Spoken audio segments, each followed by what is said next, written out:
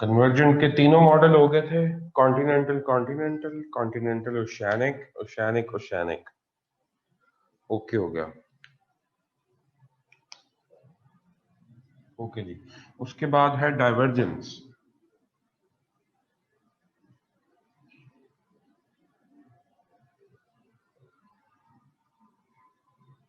Divergence के दो models हैं कि जब कोई कॉन्टिनेंट टूटता है तो उसका क्या प्रोसीजर होता है, यानी कि एक दूसरे से दूर जाती हैं जब प्लेटें, डिटैच होके डाइवर्ज होती हैं, रिफ्ट होती हैं, एक दूसरे से दूर दूर होती हैं।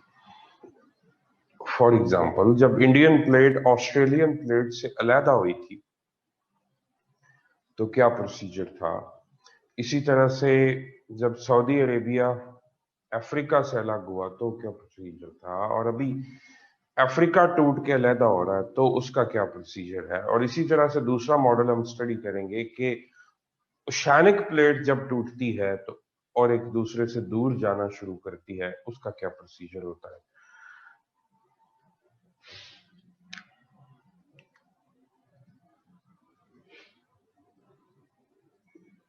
Continental divergence.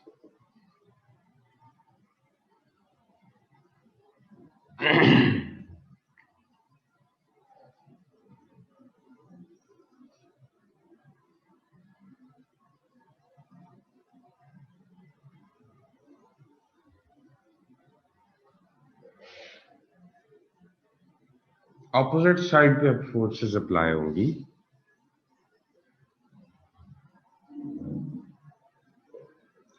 जब इस तरह से प्लेट के ऊपर, सपोज ये अभी का अफ्रीका है और इस वक्त इसकी कंडीशन, जब ये स्ट्रेच लगता है तो सेंटर से सिचुएशन कुछ इस तरह की हो जाती है।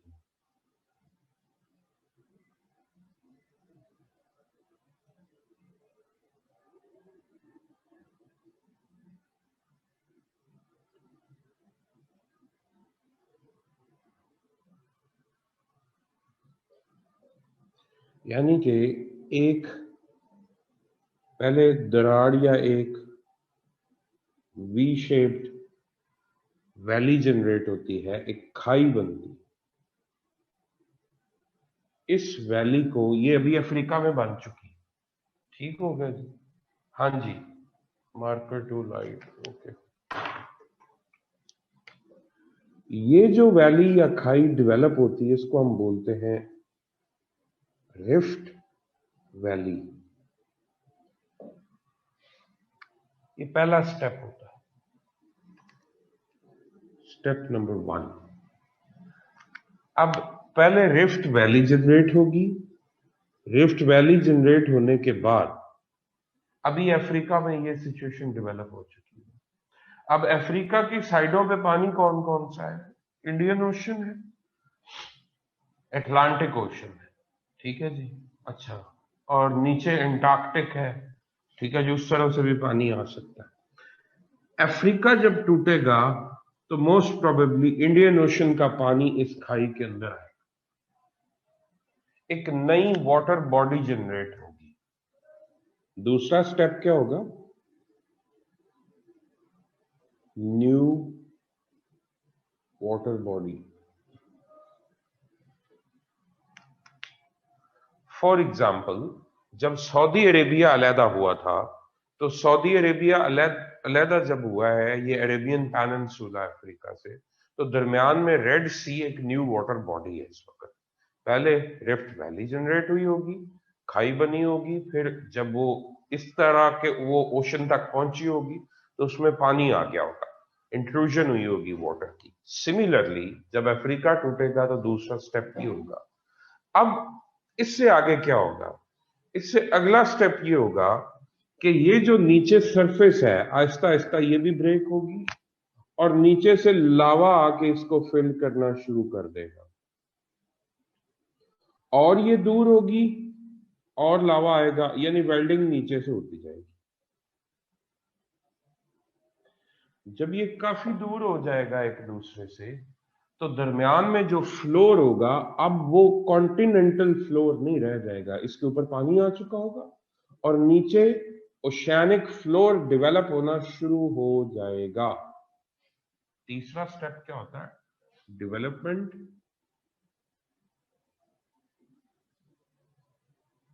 Of oceanic floor.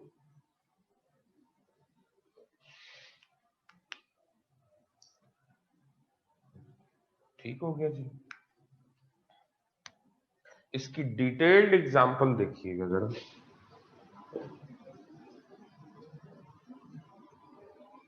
Indo Australian plate,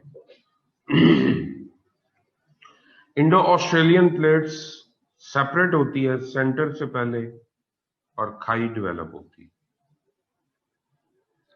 फिर इसके अंदर पानी आता है, फिर आहिस्ता आहिस्ता ये दूर जाना शुरू करती है और दूर हटती है।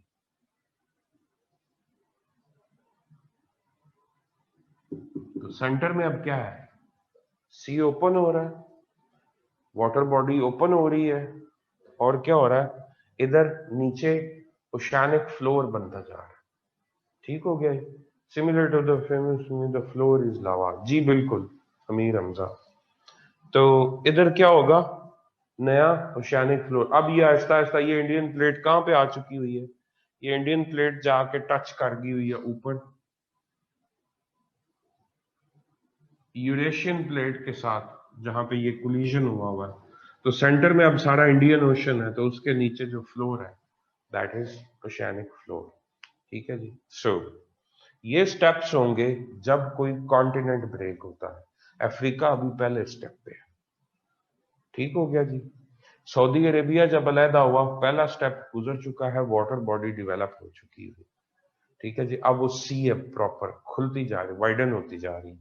ठीक है जी। ये काम शुरू हो चुका हुआ है। जैसे जैसे ज्यादा दूर जाएगी ये बड़ा होता जाएगा, ओशियानिक फ्लोर नीचे से डेवलप होता जाएगा। Is it okay? इसको ड्रॉ करें।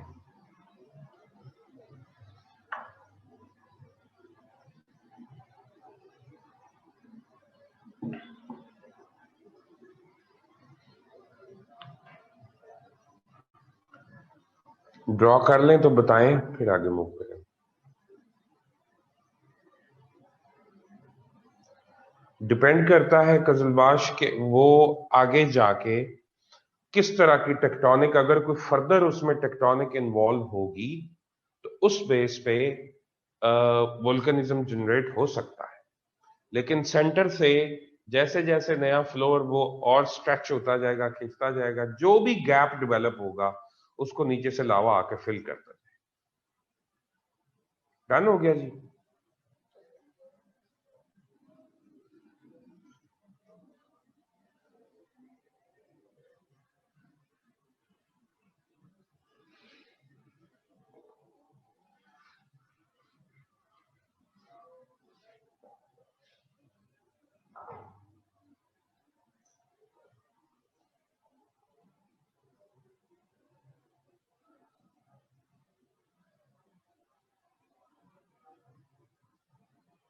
दाऊद अहमद इसके साथ इंटरनेट को भी ऐड कर लें। Sir please repeat, link password is on, probably requires convergence of oceanic plates। जी जी जी बिल्कुल कजलबाश, यू आर राइट। ठीक हो गया। तो दाऊद इसमें अगर आप इंटरनेट को ऐड कर लें तो मोर देन इनफ। ओके जी। मैं बाद में फिर आपको आमना इसको रिपीट कर देता हूँ। अब अगला आप फिलहाल इसको टॉपिक को समझें। ओशियानिक डाइवर्जेंस किस तरह से?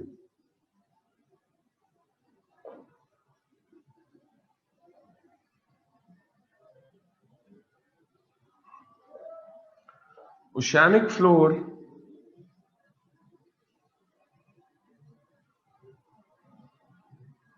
ओशियानिक फ्लोर जब सेंटर से टूटता है,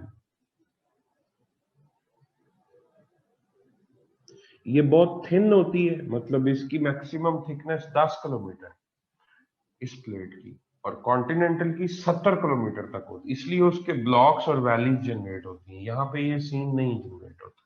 ये जैसे ही सेपरेट होती है नीचे से लावा आना शुरू कर देता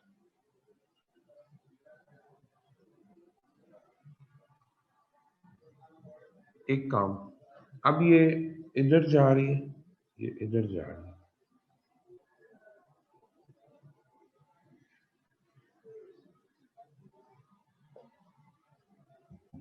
नया फ्लोर सेंटर से जनरेट हो रहा है। अच्छा, अगर नया फ्लोर जनरेट हो रहा है तो आपने एक सवाल नहीं मुझसे पूछा कि सर पीछे भी जनरेट हो रहा था और वो ओशियानिक था, कॉन्टिनेंटल नहीं। ओशियानिक फ्लोर अगर जनरेट हो रहा है तो इस तरह तो ओशियानिक फ्लोर बहुत बढ़ जाना चाहिए था और ओवरऑल अर्थ जो है उसका वॉल्यूम भी इंक्रीज कर जाना चाहिए। ऐसा क्यों नहीं होता वो आपको मैं अभी समझाता। जैसे ही ये प्लेट मूव करती है तो किसी ना किसी कॉन्टिनेंट के साथ टकराती है। कोई भी कॉन्टिनेंट इसकी साइडों पे आएगा, यहां पे इसके एजेस के ऊपर क्या स्टार्ट हो जाएगा, इसके एजेस के ऊपर स्टार्ट हो जाता है कोलिजन।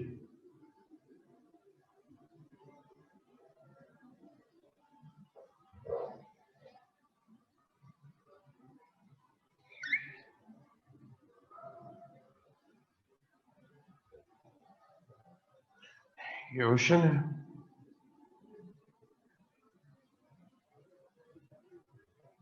ये कॉन्टिनेंटल प्लेट है कोई, ये भी कोई कॉन्टिनेंटल प्लेट हो सकती है। यानी सेंटर से जब डाइवर्जेंस हो रही होती है तो सेंटर में मुस्तकिल लावा निकल रहा होता है और एक छोटी सी जी साइडों से ये सिंक होना शुरू हो जाता है। यानी ओशन फ्लोर ही कंज्यूम होता है, वही नया बनता है और वही कंज्यूम हो रहा होता है। ठीक हो गया।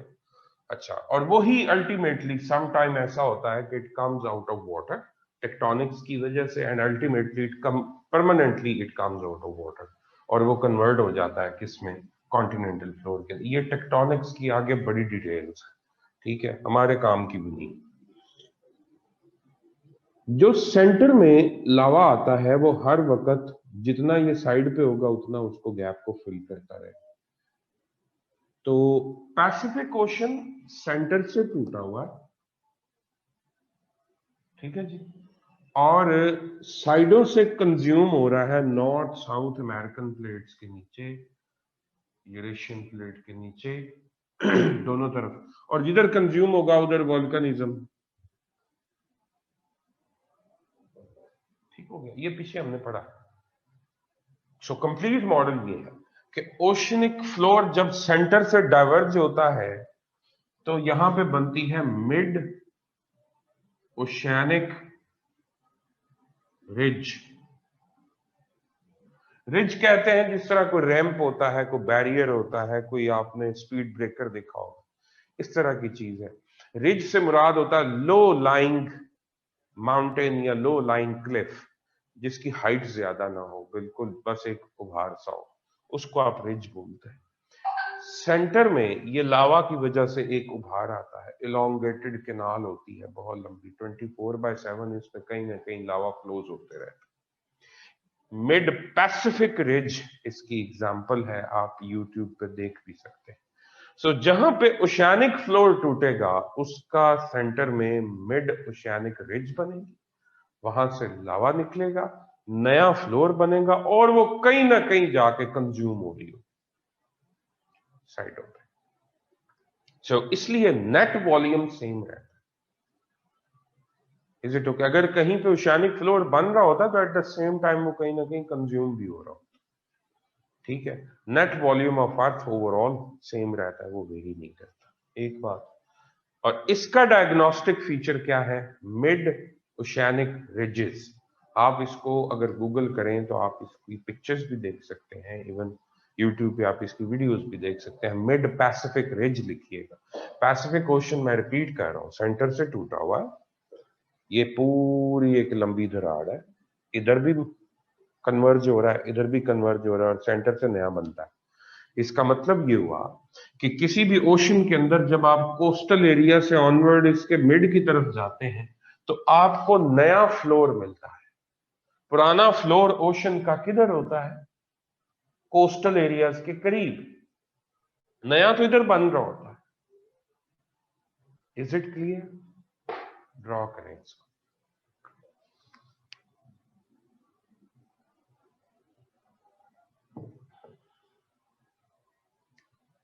Is it safe to say that you will find oceanic ridges towards the center? जी बिल्कुल बच्चे, अमीर हमजा, ये दुरुस्त है बात।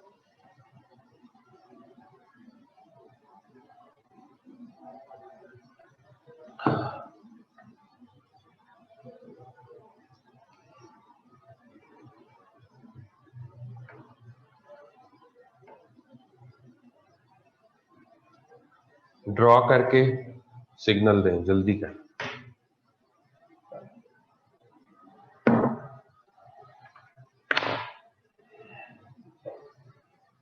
बाकी लोग महानूर ओके जी।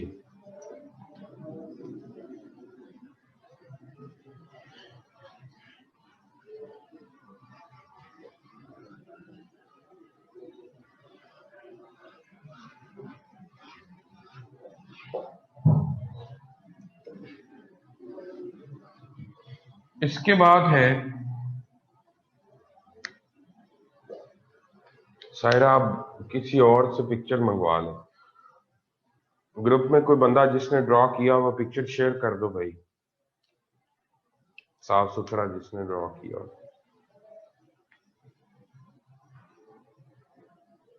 ऊपर सारे मैसेजेस आ रहे थे डन डन डन डन, तो इसलिए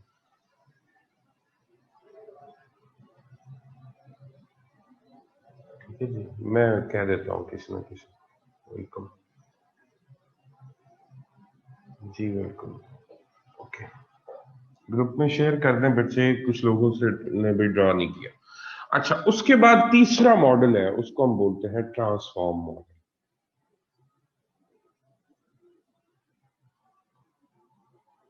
ट्रांसफॉर्म बाउंड्रीज या ट्रांसफॉर्म मार्जिन्स,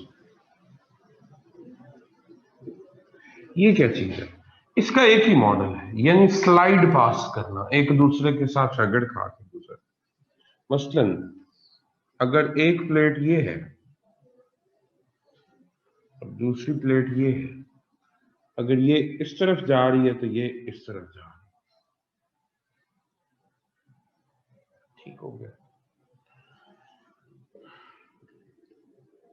ए और बी, अगर आप ए प्लेट पे खड़े हैं और बी को देख रहे हैं तो ये आपके लेफ्ट जा रही है।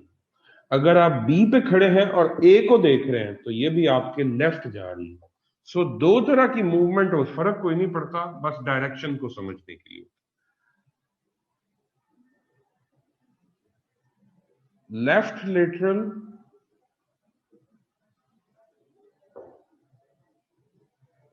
मूवमेंट हो सकती है, इसको स्ट्राइक स्लिप फॉल्ट भी बोलते हैं। लेफ्ट लेटरल, आप वही लिखें, left lateral strike slip fault. दूसरा मेथड क्या है? ये इधर जा रहा हूं, ये इधर जा रहा हूं। अब एक दूसरे के रेलेवेंट जरा गौर कीजिए। ए पे खड़े होके बी को देखो, राइट जा रहा है। बी पे खड़े होके ए को देखो, ये भी राइट जा रहा है। तो दूसरा है डायरेक्शन एक दूसरे के हिसाब से, उसको हम बोलते हैं right lateral strike slip fault. इसके अंदर सिर्फ प्लेटें आपस में स्लाइड पास करके गुजरती हैं। पाकिस्तान के वेस्ट में प्लेट्स जो हैं वो स्लाइड करके गुजर रही हैं, अरेबियन और इंडियन। ठीक है जी। और उसका नाम हमने रखा हुआ, उस फॉल्ट का नाम है चमन फॉल्ट।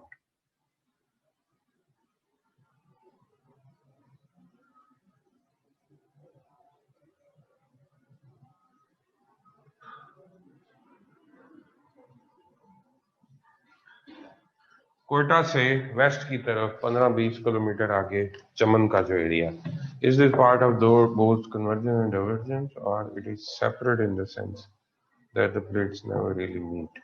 जी जी, ये सेपरेट है बच्चे। आगा फरहान अली कजलबाश, बच्चे फिर से समझे, मैं कह रहा हूं कि एक के लिहाज से दूसरी, with reference to one other जो है, दूसरी जो है वो या लेफ्ट जाएगी या राइट जाएगी। तो उसके हिसाब से ये वाली लेफ्ट है तो इसके हिसाब से वो वाली लेफ्ट है, ठीक है। तो उस लिहाज से हम दो मूवमेंट्स को डिफाइन कर लेते हैं अपनी अंडरस्टैंडिंग के लिए कि कौन सी प्लेट किधर जा रही, ठीक है। अदरवाइज इसके जो इफेक्ट्स हैं वो सेम ही होते हैं, चाहे ये लेफ्ट हो या राइट। ओके, अब ये पता नहीं कौन सा है, लेफ्ट लेटरल है या राइट लेटरल है, आई एम नॉट श्योर, ठीक है जी। लेकिन ये डिसाइड बाकायदा डिक्लेयर्ड होते हैं, ठीक है जी। आप अगर चमन फॉल्ट लिखेंगे, गूगल करेंगे, तो उसके ऊपर वो बताएगा बाकायदा कि ये लेफ्ट लेटरल है या राइट लेटरल, ठीक है। आप लोग चेक कर लें, मेरी भी हेल्प कर, मैंने ये पढ़ा था लेकिन बच्चे मुझे अब याद नहीं, मैं गलत है, मैं कोट नहीं करवाना चाह रहा।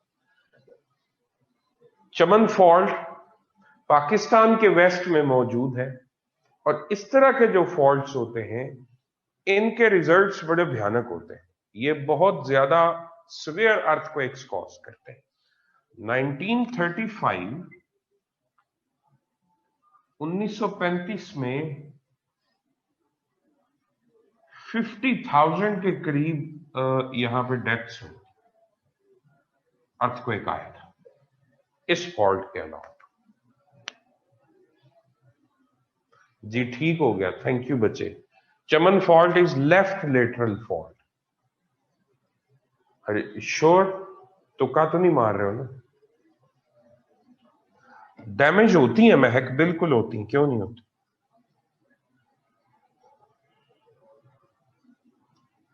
चले, थैंक यू। अच्छा, इसी तरह से सैन एंड्रियस फॉल्ट मैक्सिको के करीब, दूसरी एग्जांपल, इस पे मूवी भी आई हुई है, सैन एंड्रियस फॉल्ट। अब ये भी देख लेना लेफ्ट है कि राइट है, ठीक है जी। सैन एंड्रियस फॉल्ट जो है that is also an example of transform boundary, ठीक है जी।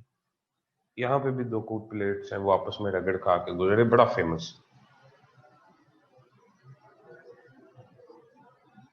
जी ओके, हो गया, डन।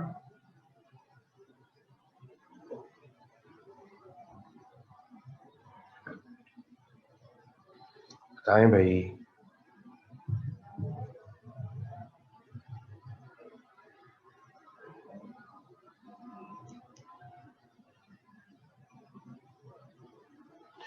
अहमद शाह, नहीं, सारे अर्थ को एक सिर्फ ट्रांसफॉर्म बाउंड्रीज की वजह से नहीं आते, जहां कोलिशन होता है, कन्वर्जेंस होती है, वहां पे भी अर्थ को एक आते हैं, बड़े स्वीयर अर्थ को एक आते हैं, ठीक है जी।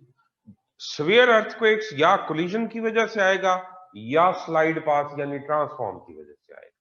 जब डाइवर्जेंस होती है उस वक्त स्वीयर अर्थक्वेक्स नहीं आते, ठीक है जी। उस वक्त जो अर्थक्वेक्स आ रहे होते हैं वो बहुत माइल्ड होते हैं। San Andreas fault is right lateral strike slip fault sir, okay बच्चे। सो एक आपकी left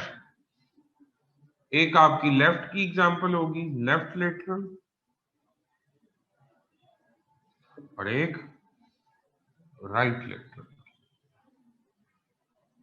done, note it down और मैं इसको रिमूव करूं।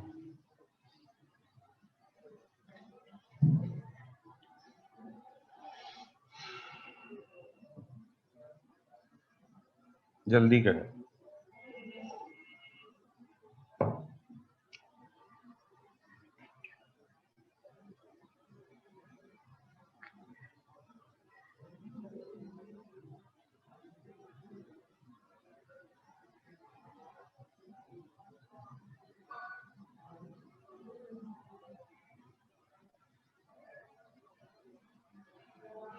जी आगा कजलबाश, बच्चे जब इस तरह के फॉल्ट्स आते हैं तो उनके कुछ फीचर्स हैं, वो अब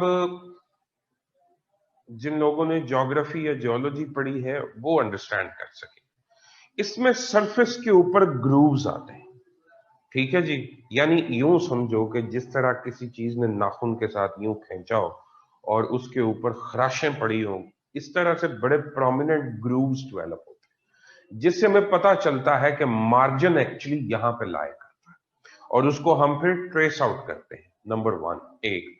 दूसरा, हम जियोफिजिकल सर्वेस के थ्रू ट्रेस आउट करते हैं कि ये किधर किधर। अदरवाइज ऊपर सरफेस के जो हमें चीजें नजर आती हैं उसमें सिर्फ एक चीज ये होती है कि एक तो बहुत ज्यादा क्रशिंग होती है उस एरिया में, यानी रॉक्स बहुत ज्यादा शटर्ड होती हैं, और दूसरा जो प्लेन सर्फेसिस होती हैं इन कांटेक्ट, उनके अंदर ग्रूव्स डेवलप होते हैं, खराशें डेवलप होती हैं, खरोच जिस तरह होती है इस तरह के निशानात से। तो उससे हम ट्रेस आउट करते हैं कि फॉल्ट यहां से रन कर।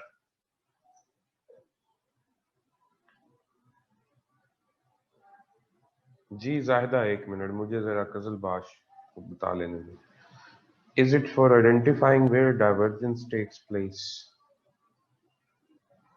नो नो, इज इट, किसकी बात आप कर? Earthquakes result from all movement types, जी बिल्कुल तमाम।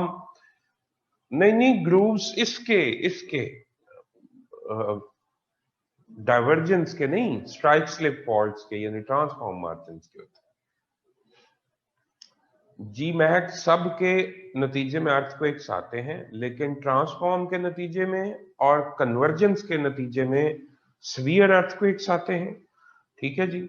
लेकिन डाइवर्जेंस के नतीजे में बहुत माइल्ड अर्थक्वेक्स आते हैं, एक बात। और दूसरी बात यह है कि ये क्लियर हो गया, God disturb can explain the cause of earthquake again. जायदा फरूक, ये क्लियर हो गया कि अर्थक्वेक्स वहां पे जहां प्लेटें मूव करेंगी वहां अर्थक्वेक्स आएंगे, एक बात। अब सवियर कहां पे आएंगे? जहां टकराएंगी या एक दूसरे से रगड़ खा के गुजरेंगी। लेकिन जहां पे एक दूसरे से दूर जा रही हैं, रिफ्ट हो रही हैं, डाइवर्जेंस हो रही है, वहां पे नॉर्मल अर्थक्वेक्स आएंगे, माइल्ड अर्थक्वेक्स आएंगे। ओके जी। और उसके बाद है Hasan Hasan Ahmad, sir can you please repeat last point? बच्चे वो किसी ने पूछा था कि इसका कोई डायग्नोस्टिक फीचर होता है, ठीक है जी। तो मैंने उस पर बताया था कि जब जहां पे ट्रांसफॉर्म फॉल्ट्स गुजरते हैं जमीन के अंदर, आप ऊपर चल रहे होते हैं फॉल्ट के, आपको नहीं पता होता नीचे क्या, ठीक है। तो उसके जो लोग इनकी स्टडीज करते हैं उनको इसका पता चलता है, और इसके फीचर्स में से मैंने दो तीन जो मुझे ही पता है मैं वो आपसे एक्सप्लेन कर रहा हूं। एक मैंने बोला ग्रूविंग होगी, वहां पे ग्रूव्स आपको नजर आएंगे, खराशें नजर आएंगी रॉक्स के ऊपर बाकायदा, इस तरह जैसे कोई नई दीवार सीमेंट की होती है और उसके ऊपर बच्चे जिस तरह छड़ी से कोई निशान या लाइन डाल देते हैं, इस तरह लाइनें पड़ी। एक तो ग्रूविंग मिलती है आपको, दूसरा उस एरिया में रॉक्स बहुत ज्यादा शटर्ड होती है, क्रश्ड होती है, ठीक है। पता चलता है कि फोर्सेस यहां पे अप्लाइड है और वो इसके एजेस को तोड़ रही, ठीक है। उससे हम अंदाजा लगाते हैं। और तीसरा हमारे पास डायग्नोस्टिक फीचर होता है जियोफिजिकल सर्वेज, और उसके थ्रू हम सिस्मिक वेव्स जनरेट करवा के आर्टिफिशियली, और उसके रिस्पॉन्सेज लेके हम देखते हैं कहाँ कहाँ वेव्स टूट रही हैं, तो दरारें किधर किधर हैं उसे हम मार्क करते हैं और उनको फिर मैप के ऊपर लेके आते हैं। सर इस टॉपिक पे क्वेश्चन किस तरह पूछा जाएगा एग्जाम में? देखिए जी, इस पे सवाल आ सकता है, right note on plate tectonics, ठीक है जी। प्लेट टेक्टोनिक्स पे भी ओवरऑल नोट आ सकता है, कोई पता नहीं उसका चलता। सवाल ये 5 नंबर का बनता नहीं है इतना बड़ा, लेकिन किसी एक के ऊपर, कन्वर्जेंस पे या डाइवर्जेंस पे, किसी एक पे सवाल आ सकता है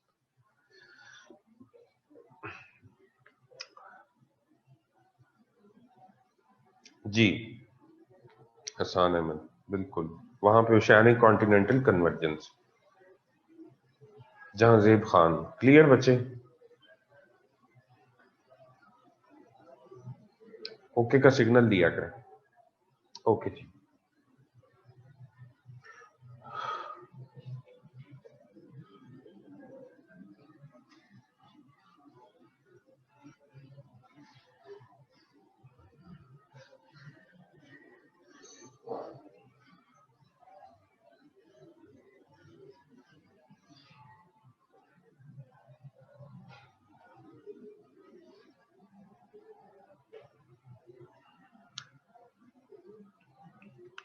हमारा अगला टॉपिक है जी रॉक्स।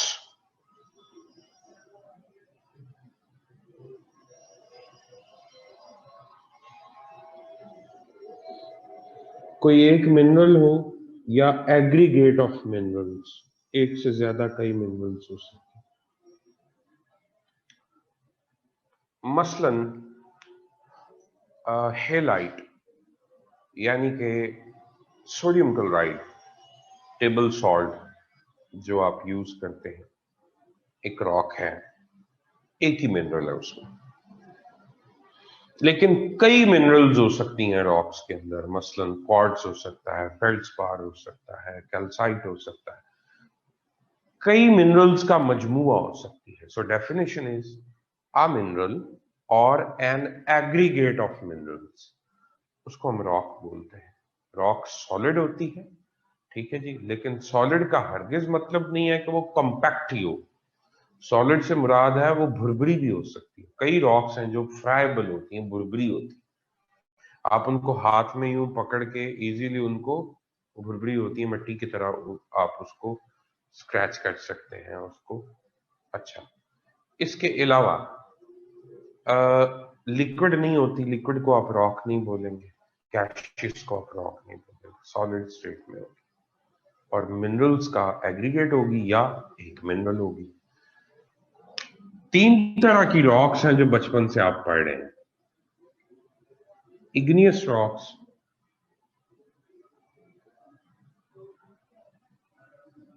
सेडिमेंट्री रॉक्स और मेटामॉर्फिक रॉक्स। इन तीनों का अगर आप उर्दू में तर्जमा करें तो इसको कहते हैं आतशी चट्टानें, आग से बनने वाली, बहुत हाई टेम्परेचर पर बनने वाली। इनको कहते हैं तहदार चट्टानें, यानी जिनकी लेयर्स होती हैं। मेटामॉर्फिक कहते हैं मुतगय्यर चट्टानें, यानी ऐसी चट्टानें जिनके अंदर तब्दीली आती है। इग्नाइट से निकला है, बहुत हाई टेम्परेचर पे बनने वाली जो रॉक्स हैं ये वो होती है। अच्छा, अब आपको मैं कुछ चीजें लिखवाऊंगा और आपने वो नोट डाउन करनी है ताकि आपको ये रॉक्स इजीली आपके भी नोट्स डेवलप हो। ठीक है जी, तो पैराग्राफिकल फॉर्म में आप इनको पढ़ना शुरू करेंगे, बहुत सारी चीजें मिस कर जाएंगे। पहला पॉइंट ये है कि इग्नियस रॉक्स जो हैं, अब मैं बारी बारी सब पे जाऊं।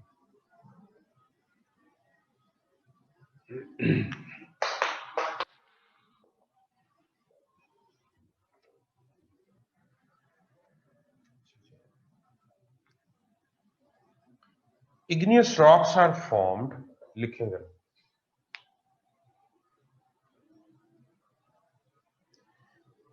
igneous rocks are formed by the solidification of magma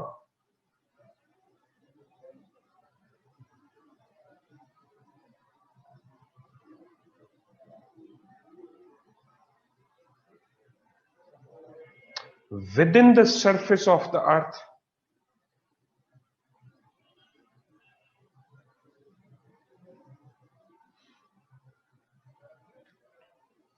or lava, or lava on the surface of the earth।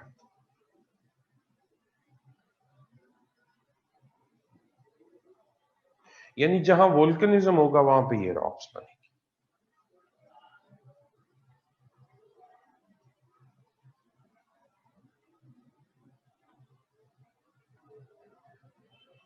लिख लिया?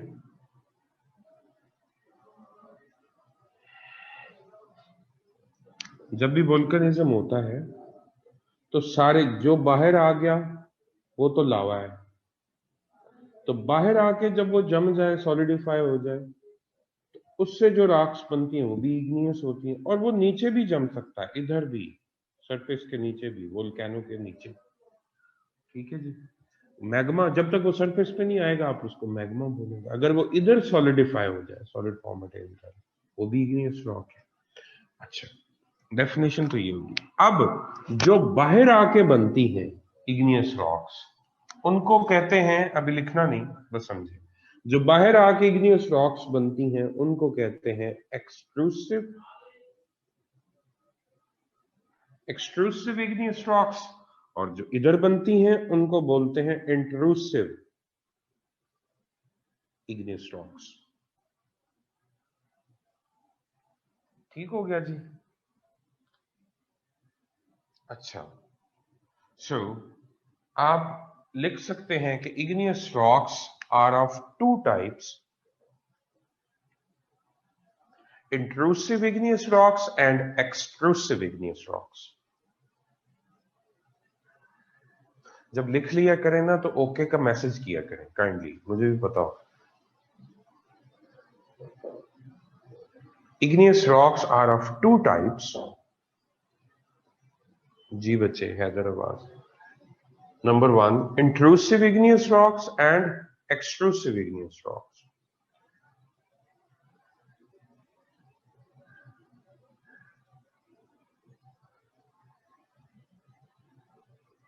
ओके हो गया। अगला पॉइंट लिखिए,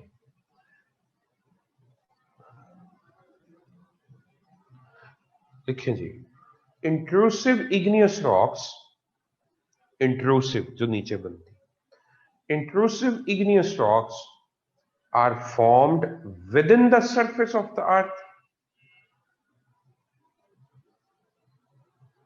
and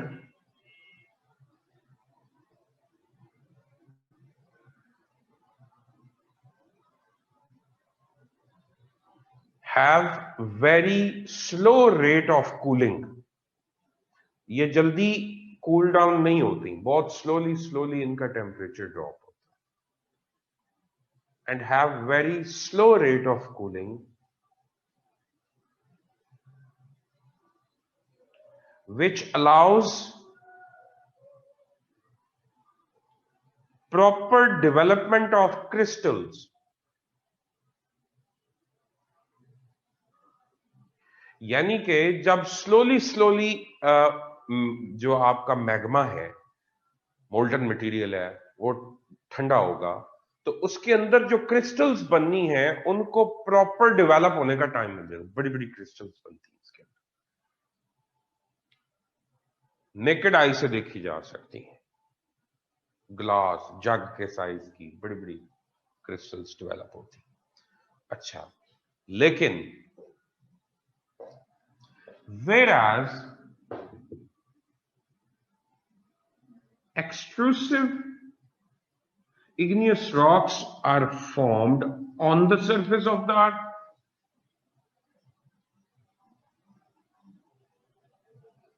and have very fast rate of cooling as compared to intrusive igneous rocks।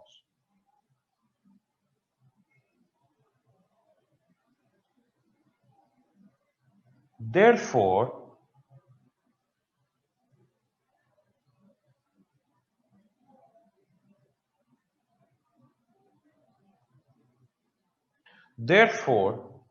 crystal development could not, as extrusive igneous rocks are formed on the surface of the earth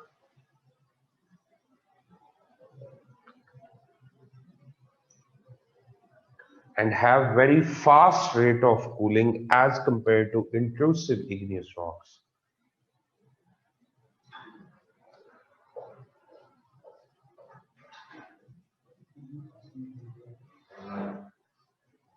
Therefore,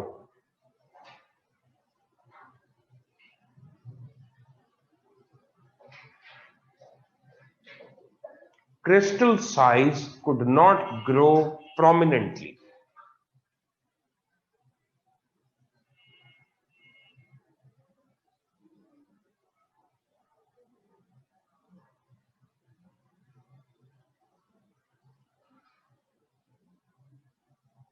okay हो गया।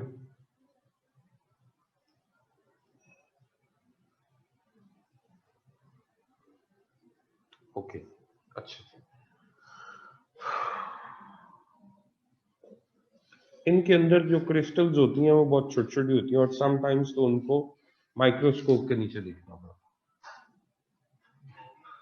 है। अगला point लिखिए।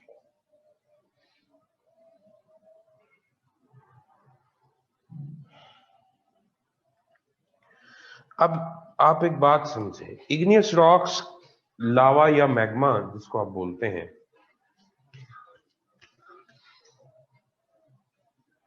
अनम सलाहुद्दीन, अब तो मैं भी भूल जाता हूं, मैं फिल बदी आप लोगों को लिखवा रहा हूं। टेक्टोनिक मूवमेंट्स की वजह से होता है जी, बिल्कुल, ये टेक्टोनिक मूवमेंट्स के ही आगे नतीजे हैं, इसलिए वो पहले पढ़ाया। लास्ट सेंटेंस यही था कि जो एक्सट्रूसिव रॉक्स हैं they could not develop bigger crystals, और उनका क्रिस्टल साइज छोटा होता है, किसी भी तरीके से इसको लिखें। ठीक हो गया? अच्छा जी, अच्छा, उसके बाद अब एक और चीज देखें।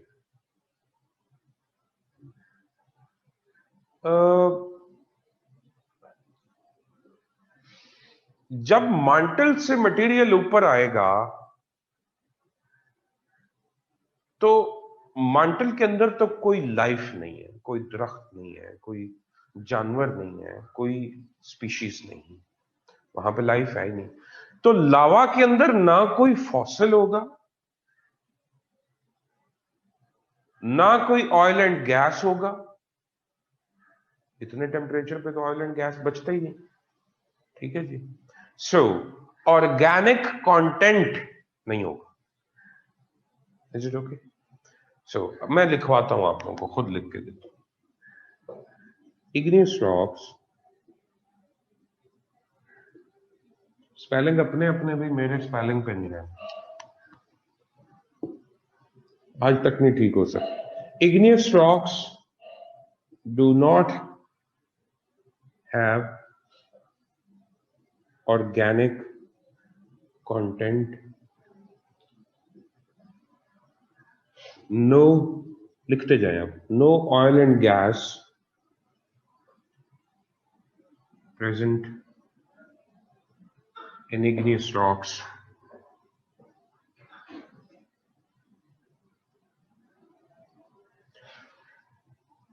no fossils are present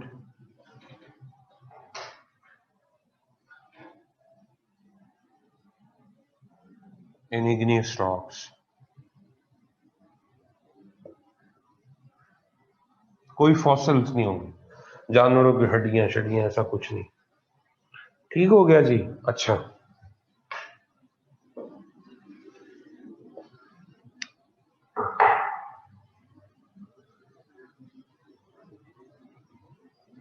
igneous rocks जब लावा ठंडा होता है तो उसके अंदर कोई पोर्स नहीं बचते, यानी इग्नियस रॉक्स के अंदर सुराख या पोर्स ये स्पॉन्ज की तरह नहीं होती। ये अगली रॉक्स में से ये जो सेडिमेंट्री हैं ये स्पॉन्ज की तरह होती। ठीक है, इधर नहीं होंगे।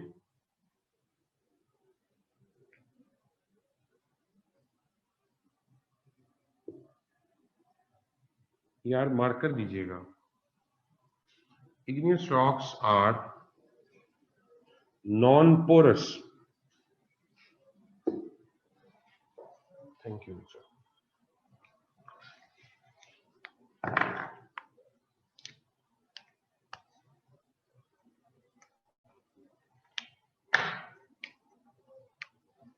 igneous rocks are non-porous, इनमें पोर्स नहीं होते। इसका मतलब है कि इनके अंदर पानी, गैस, ऑयल और इन चीजों का फ्लो करना पॉसिबल नहीं। इस पे पानी फेंको, कुछ भी फेंको, वो एब्जॉर्ब नहीं होगा, पोर्स ही नहीं होते इनके। ठीक हो गया? अच्छा, जब पोर्स नहीं है तो इसका मतलब परमेबिलिटी भी नहीं है। igneous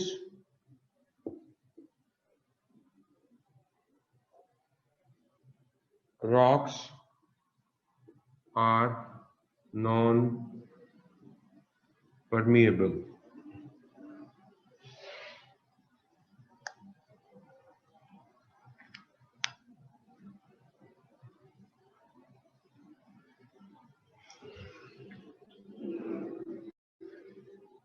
परमेबिलिटी होती है किसी चीज में से फ्लूइड का पास करना। अच्छा जी, ये जैसे ही लावा आया वैसे ही जिधर जैसे पड़ा हुआ वहीं जम जाता है, कोई तरतीब नहीं होती, इनके अंदर कोई लेयरिंग नहीं होती। आगे आपको तरतीब मिलेगी रॉक्स के अंदर, यहां ऐसा कुछ नहीं।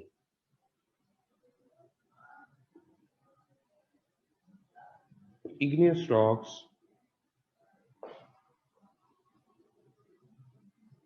do not have layering.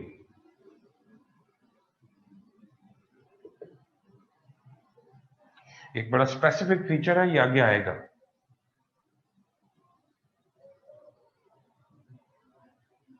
मेरे लिए तो यही इजी था हसन अहमद, बट लेकिन वो बार बार पूछ रहे थे, वो रिपीट कर देंगे, उस पर मेरी स्पीड और स्लो हो गई थी। वो जो बोला होता है वो खुद भी नहीं बाज़ औक़ात याद रहता, तो वो डिस्टर्बेंस होती, इसलिए लिखना शुरू किया, वरना ये तो अजीब काम है, ये करने वाला काम थोड़ी।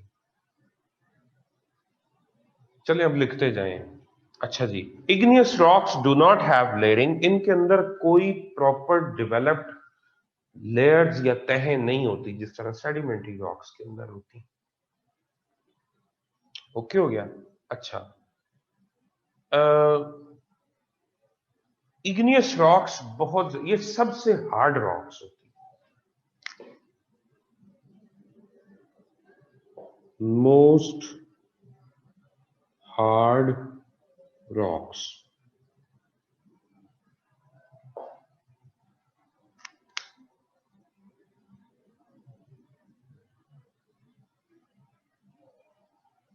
ओके, ठीक है, ये सबसे हार्ड रॉक्स हैं। थैंक यू बच्चे। चलो जी, स्पीड पकड़ लो फिर अब आप। ये सबसे हार्ड रॉक होती हैं। एक बात, इसका मतलब है कि ये बहुत ड्यूरेबल होती। अगला पॉइंट लिखें, most durable and have very slow rate of weathering. Weathering कहते हैं टूट फूट होना, wear and tear. Very durable and have very slow rate of weathering.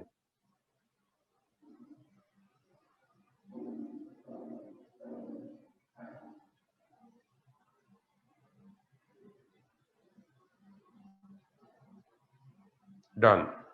Okay, ढीठ rocks होती है, बिल्कुल दुरुस्त बात। Slow rate of weathering, Ahmad Ali, WEATHERING, WEATHERING। Weathering कहते हैं चीजों का टूट फूट का शिकार होना, केमिकल्स के थ्रू, फिजिकल एजेंट्स के थ्रू यानी हवा और पानी के थ्रू, और इसी तरह से बायोलॉजिकल एजेंट्स के थ्रू। ठीक है जी, तो मुख्तलिफ तरीकों से पत्थर टूटते हैं। जिस तरह ताजमहल की वेदरिंग हो रही है, केमिकल वेदरिंग हो रही है, एटमॉस्फेरिक पोल्यूशन की वजह से उसका ये हाल।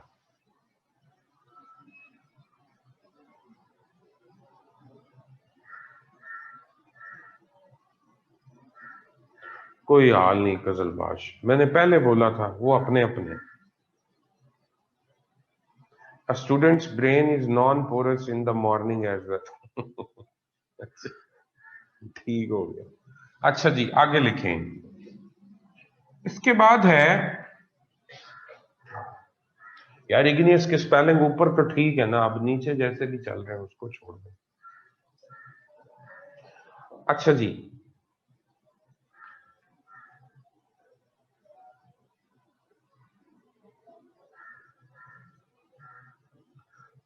भाईजान अभी खत्म नहीं हुआ शजीहा, अभी तो चल रहा है।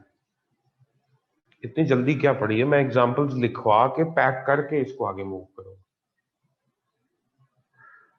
वेदरिंग इसी का पॉइंट है। मैंने बोला है कि इनका वेदरिंग का, यानी चूंकि ये बहुत हार्ड होती हैं, इन पे पानी का असर, हवा का असर, केमिकल्स का असर बहुत कम होता है, और ये बहुत ड्यूरेबल होती हैं। ठीक है, मसलन घरों में आप एक चीज यूज करते हैं, काले रंग का पत्थर है, ग्रेनाइट बोलते हैं उसको, ग्रेनाइट जिसको अमूमन जुबान में आप कहते हैं। ग्रेनाइट टाइल्स आप घरों में लगवाते हैं, कहाँ लग रही होती है? किचन की शेल्फ पे लग रही होती है। वहां पे हर तरह के केमिकल्स भी गिर रहे होते हैं, डिटर्जेंट से आप उसको साफ भी कर रहे होते हैं, और उसकी वारंटी उन्होंने दी होती है लाइफ टाइम, कि ना इस पे स्पॉट्स पड़ेंगे, ना इस पे धब्बे पड़ेंगे, ना ये किसी तेजाब या किसी डिटर्जेंट के गिरने से, ना इसके ऊपर ग्रूव्स आएंगे, ना ये खराब हो। वो इग्नियस रॉक है। ठीक हो गया, आगे चले। Igneous rocks are of mostly dark colours, इनके रंग बड़े पक्के होते हैं, डार्क कलर्स की होती है। नो वेदरिंग नहीं होती, बहुत स्लो होती है। आपकी लाइफ में तो आपको ऐसा ही लगेगा जैसे इसको कोई फर्क नहीं पड़ता, आफ्टर थाउजेंड्स ऑफ ईयर्स फिर जाके इसको इफेक्ट पड़ता है, इतना स्लो रेट। ठीक हो गया। नो वेदरिंग कहना ज्यादती होगी, ऐसा नहीं।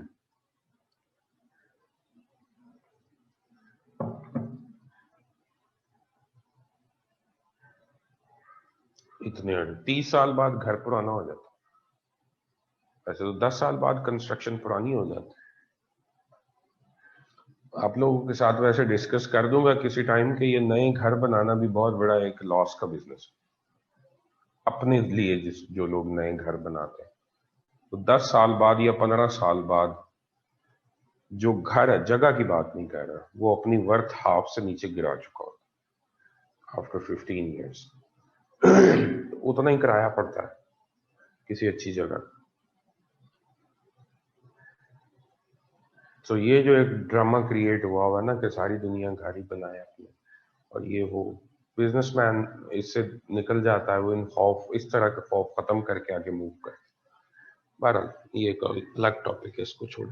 अच्छा, डार्क कलर्स की होती हैं।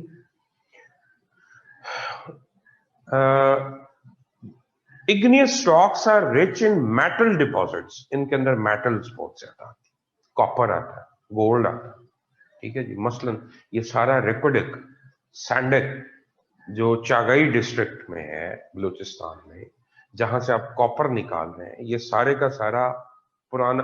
Reko Diq is the name of N extinct volcano. Reko Diq एक डेड वोल्केनो का नाम। इतने बट मेंटल अप्रोच का मसला है कि अपना घर होना चाहिए। जी जी, बस वो मेंटल अप्रोच बेसिकली बनाई इस तरह से गई। हमारे यहाँ इनसिक्योरिटीज बहुत है बच्चे। एक इंसान कुछ जिंदगी में अपना पैशन नहीं पाल सकता यहाँ पे, वो सिर्फ अपनी इस सोसाइटी की सो कॉल्ड इनबिल्ट जो नीड्स है उनको पूरा करके दुनिया से चला जाता है। आप इन्वेंट कुछ खाक करेंगे, पहले अपनी नौकरी बचाएंगे। आप जब पता होगा कि रियासत आपकी जिंदगी, आपके घर, आपके खाना पीना, एजुकेशन और बच्चों की भी जिम्मेदारी उठा रही है, इंसान फ्री ऑफ माइंड होगा, चीजों में इंटरेस्ट लेगा और कुछ इन्वेंट करेगा। यहाँ पे वो काम ही नहीं है। यहाँ पे हर बंदा नौकरी बचाने के चक्कर है कि मेरे घर का चूल्हा बनना हो जाए। इन्वेंशन तो दूर की बात है, ये तो डिस्कवर कुछ नहीं कर सकते।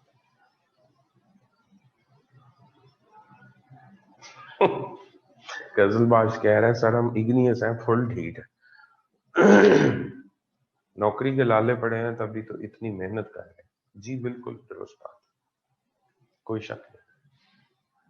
मैं ये नहीं कहता सोसाइटी का ही सारा कसूर है। गवर्नमेंट्स अपनी जिम्मेदारी ओन नहीं करनी चाहिए। अगर इंसान को पता हो कि मैं बेघर होऊंगा तो मुझे शेल्टर मिलेगा, रोटी कपड़ा और मकान, वही मसला है। वो सिर्फ नारे ना लगाए, देंगे पब्लिक को। अगर आपको लगता है कि पॉपुलेशन ग्रोथ ज्यादा है तो पॉलिसीज बना के चेक रखें, उसके ऊपर पॉपुलेशन कंट्रोल करें।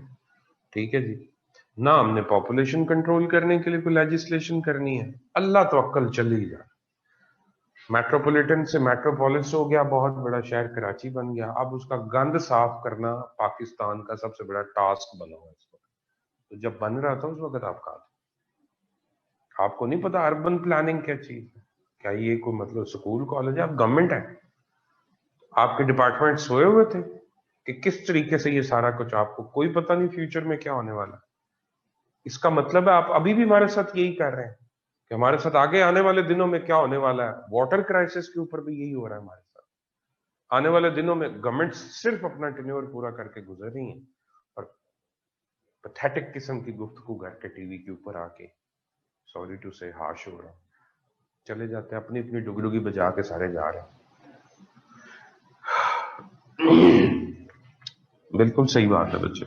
अच्छा जी, मेटल डिपॉजिट्स आते हैं इनके अंदर। मैंने कहा पाकिस्तान के वेस्ट में जो मेटल डिपॉजिट्स हैं कॉपर के और गोल्ड के, ये सारे इग्नियस हैं, ये भी लिख लीजिएगा। रेकोडेक दुनिया की दूसरी बड़ी कॉपर माइन है, पहली बड़ी चिली में है, एस्केंडीडा नाम है उसका, ठीक है जी। तो चिली के अंदर भी इग्नियस डिपॉजिट्स हैं, ये सारे के सारे इग्नियस रॉक्स आई हुई हैं, लावा फ्लोज है, ठीक है जी, और वहां पे ये सारी मेटल्स पाए रही है। सो इग्नियस रॉक्स के अंदर तेल नहीं होता, गैस नहीं होती, फॉसिल्स नहीं होते। इग्नियस रॉक्स के अंदर बाकी मिनरल्स, जिस तरह से सीमेंट बनाने के लिए जिस तरह लाइमस्टोन आपको सेडिमेंट्री रॉक्स में मिलता है, ऐसा कुछ नहीं वहां से मिलता। इग्नियस रॉक्स का जो मेन इकोनॉमिक पर्पस है वो है मेटल्स, यानी माइनिंग, मेटल्स निकलती हैं इसमें से, और दूसरे नंबर पे इनको बिल्डिंग मटेरियल के तौर पे इस्तेमाल किया जाता है। ये रोड्स के ऊपर जितना पत्थर पड़ता है, दरियाओं के किनारों को पक्का करने के लिए, पेव करने के लिए, उनके लिए पत्थर जितना इस्तेमाल होता है, इग्नियस पत्थर इस्तेमाल किया जाता है, क्योंकि वो पानी से जल्दी टूट फूट का शिकार नहीं होता।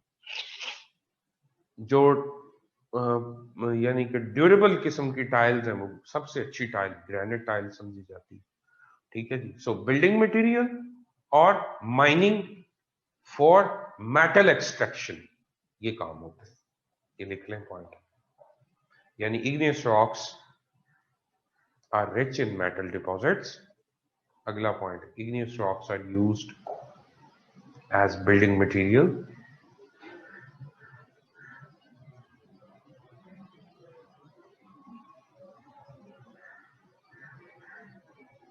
अगला पॉइंट लिखें, इग्नियस रॉक्स पाकिस्तान के अंदर in the west of Balochistan, Sargodha में किराना हिल्स, किराना की पहाड़ियां, ये भी सारे वोल्केनिक, किराना हिल्स, किराना के क्रशर लगे हुए हैं, क्रश करके मटेरियल को वो जगह जगह पूरे पाकिस्तान में सप्लाई देते हैं, बजरी की और बाकी चीजों, पत्थर की, बिल्डिंग मटेरियल के लिए। अच्छा जी, KIRANA, टिराना नहीं, Kirana, KIRANA, Kirana hills in Sargodha and in west of Balochistan. Proper नाम लिखना है तो लिख लो, चागई मैग्मेटिक आर्क बोलते हैं इसको। क्या बोलते हैं? Chagai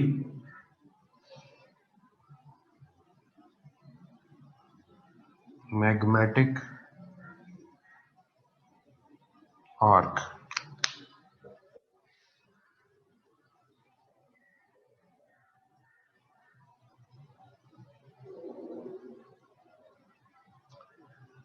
examples,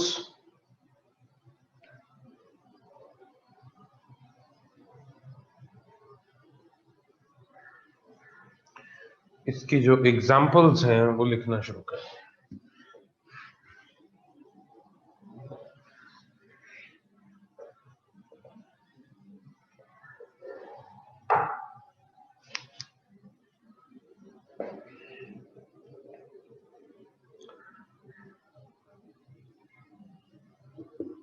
granite,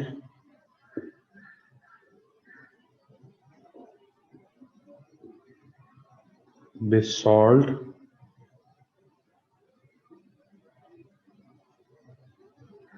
गैब्रू,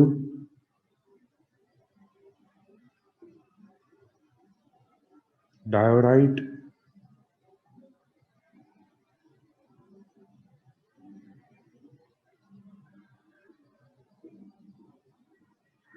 andesite,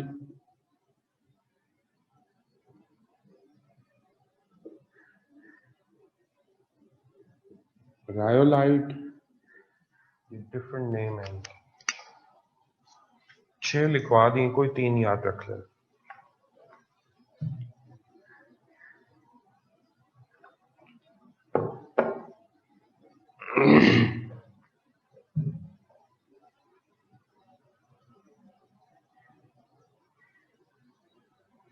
okay हो गया?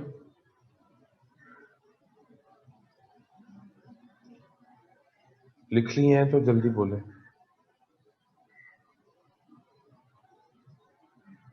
ओके,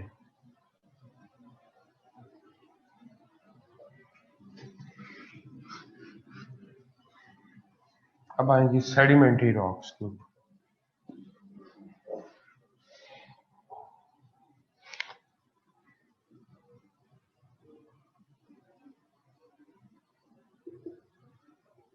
पहले कुछ समझें, बाद में ड्रॉ कीजिए।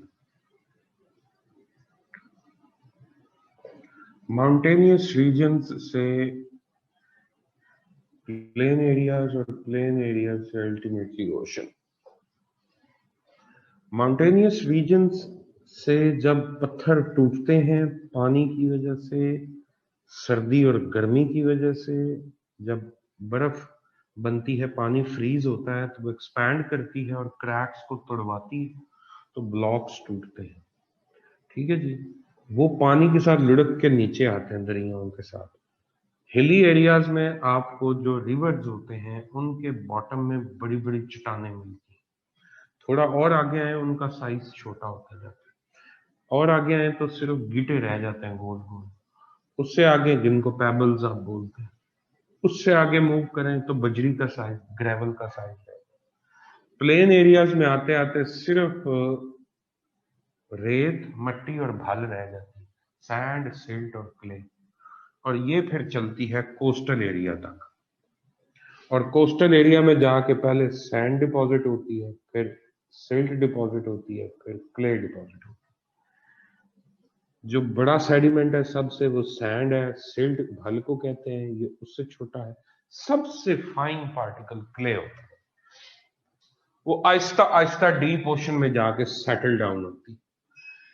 सी लेवल अगर वेरी करे, कभी सी लेवल आगे होता है कभी पीछे होता है, यानी सी लेवल आजकल राइज चल रहा है। इस वक्त जो समुद्र का लेवल है वो ऊपर जा रहा है, जिसकी वजह से कोस्टल एरियाज की तरफ आया हुआ है सी। तो मतलब ये है कि आपका अब सैंड यहां डिपॉजिट हो रही है, जहां पहले सैंड थी उसके ऊपर सिल्ट डिपॉजिट हो रही है, जहां सिल्ट थी उसके ऊपर क्ले डिपॉजिट हो रही है। यही सी अगर पीछे चला जाए, यानी सी लेवल फॉल अगर आ जाएगा आज से 1000 साल बाद, तो ये सिचुएशन हो जाएगी। तो जहां पहले अब आपका डेवलप हुआ था सैंड के ऊपर सिल्ट, अब उसके ऊपर फिर सैंड आना शुरू हो जाएगी, फिर सिल्ट आना शुरू हो जाएगी, फिर क्ले आना शुरू, यानी लेयर बाय लेयर। जैसे ही समंदर फ्लक्चुएट करेगा तो सैंड, सिल्ट, क्ले की आपको लेयर्स वेरीगेटेड मिलेंगी। इनको इसलिए तयदार चट्टाने बोलते हैं। सेडिमेंट का मतलब होता है जरा, पार्टिकल। ठीक है जी। सो रॉक्स के टूटने से भी सेडिमेंट डेवलप होते हैं। अब उन सेडिमेंट्स के साइजेस हैं। जो सबसे बड़ा साइज है उसको, अच्छा सबसे छोटा है क्ले, फिर सिल्ट, फिर सैंड, फिर ग्रेवल, फिर पेबल, फिर कॉबल, और सबसे बड़ा साइज होता है जिस बोल्डर, बोल्डर जिसको आप चट्टाने। ये एक स्केल है साइज के लिहाज से, सेडिमेंट्स के साइज के लिहाज से। इनके आगे रेंजेस डिफरेंट डिसाइडेड होती है। इतने मिलीमीटर से बड़ा डाया होगा तो वो ये होगा, इतने मिलीमीटर से ऊपर होगा तो ये होगा। बहरहाल ये इसकी एक रेंज है। बोल्डर, कॉबल, पेबल, ग्रेवल ये इधर ही रह जाते हैं। प्लेन एरियाज में और सी तक ये एंड वाले तीन पहुंचते हैं। एक बात तो ये जहन में रखें। अब ये तीनों जब समंदर में जाके डिपॉजिट हो रहे होते हैं, जैसे दरियाओं में रेत आके डिपॉजिट होती है, आपने देखी है। ठीक है जी। नहरों के अंदर भल आती है, भल सफाई आपने होती देखी है। बहुत सारे लोग, इतने भी आप नए नहीं है, काफी पुराने बीच में लोग लगते हैं। ठीक है जी। तो नहरों की भल सफाई होती है, अब खैर नहीं होती। अब उन्होंने एक मेथड और अडॉप्ट किया हुआ है, उनका बॉटम नैरो करके उसकी स्पीड इंक्रीज कर दी, अब डेपोजिशन कम होती। अच्छा, डैम्स के अंदर आप सुनते हैं, पढ़ते हैं कि सिल्टेशन हो रही है, सेडिमेंटेशन हो रही है, डैम्स के अंदर डिपॉजिट हो रही है रेत। अब उसके डिपॉजिट होने की वजह से डैम्स जो है वो रेत और भल की वजह से भरते जा रहे हैं और उनकी कैपेसिटी रिड्यूस हो रही है। अच्छा, ये आप अक्सर देखते हैं। सो इसका मतलब है कि पानी जिधर भी जाएगा अपने साथ ये चीजें फेंकता जाएगा, नीचे डिपॉजिट करता जाएगा, और अल्टीमेटली जो कैरी कर लेगा फिर वो समंदर तक ले जाएगा और फिर समंदर में जाके फेंकेगा, डिपॉजिट करेगा, सेटल डाउन होगा। जब ये सेटल डाउन हो रही होती है तो समंदर के अंदर मौजूद जो लाइफ है, झींगे, सीपियां, मछलियां, बाकी जो लाइफ है वो मरती भी है और मर के इस मिट्टी के अंदर डिपॉजिट होती है, इसी रेत में, इसी भल में, इसी मिट्टी के अंदर। वो भी ये उसका कब्रिस्तान, सेडिमेंट्री रॉक्स कब्रिस्तान है किनका? मैरीन लाइफ का। अच्छा, पीछे हमने बात की थी इग्नियस में कि उसमें ऑर्गेनिक कंटेंट नहीं होता, इधर है। उधर हमने बात की थी उसमें फॉसिल्स नहीं होते। इसमें सॉफ्ट पार्ट जो है गोश्त, वो तेल में कन्वर्ट हो जाता है, क्रूड ऑयल में, और जो हड्डियां हैं जानवरों की वो रॉक्स के अंदर एज इट इज प्रिजर्व हो जाती है, यानी इसमें फॉसिल्स होते हैं। ठीक है जी, इसमें ऑयल एंड गैस होता है, ऑर्गेनिक कंटेंट होता है। ठीक हो गया जी। अच्छा, सेडिमेंट्री रॉक्स जब रेत आके जुड़ेगी तो रेत के अंदर सुराख रह जाएंगे, मिट्टी के अंदर सुराख रह जाएंगे, फल के अंदर है। सो इसका मतलब है कि चाहे सुराख बड़े हो या छोटे हो, इसके अंदर पोरोसिटी होती है, पोर्स होते हैं। जब पोर्स होंगे तो इसका मतलब फ्लूइड्स यानी गैस या तेल इनके अंदर मूव कर सकता है। अगर वो मूव कर सकता है तो इसका मतलब ये परमिएबल भी होती है, सिर्फ पोरोसिटी नहीं है, परमेबिलिटी भी है। ठीक हो गया। अच्छा, यानी वो सारे पॉइंट्स जो आपने पीछे लिखे हैं उनके ऑपोजिट पॉइंट्स आगे डेवलप हो रहे हैं। अच्छा, एक तो ये है, इसमें भी इन रॉक्स को हम तीन हिस्सों में तकसीम करते हैं। एक तो ये है कि ये रॉक्स जो हैं, जो सेडिमेंट्स आए पहाड़ों से टूट के दरियाओं के साथ, एक तो वो आ गए, उनको हम बोलते हैं, वैसे जो सेडिमेंट सफर तय करके आता है उसको क्लास्टिक सेडिमेंट बोलते हैं, क्लास्ट, या इनको बोलते हैं फिजिकली फॉर्म्ड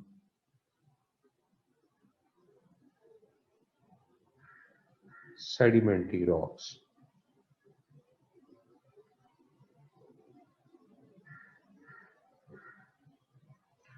दूसरा, अब यही रॉक्स जिस जगह पे बन रही होती हैं बच्चे, अगर ये ओशन है तो आगे ओशन में जाके ये खास हद तक जाते हैं ये सेडिमेंट्स, उससे आगे नहीं मूव करते। अब ऑस्ट्रेलिया के चारों तरफ क्या हो रहा है? अगर ये ऑस्ट्रेलिया है तो ऑस्ट्रेलिया के चारों तरफ रीफ डेवलप हो रहे हैं, कोरल रीफ्स, कोरल्स कॉलोनीज हैं उनकी। ठीक है जी। और वो साइडों पे डेवलप होते होते होते क्या होगा, उनके हार्ड पार्ट्स बने होते हैं कैल्शियम कार्बोनेट के, और जो सॉफ्ट पार्ट्स होते हैं वो कन्वर्ट होते जाएंगे क्रूड ऑयल में आफ्टर मिलियन ईयर्स प्रोसेस। ये कोई एक दो दिन का काम नहीं है। ऑस्ट्रेलिया चारों तरफ से सराउंड होता जा रहा है।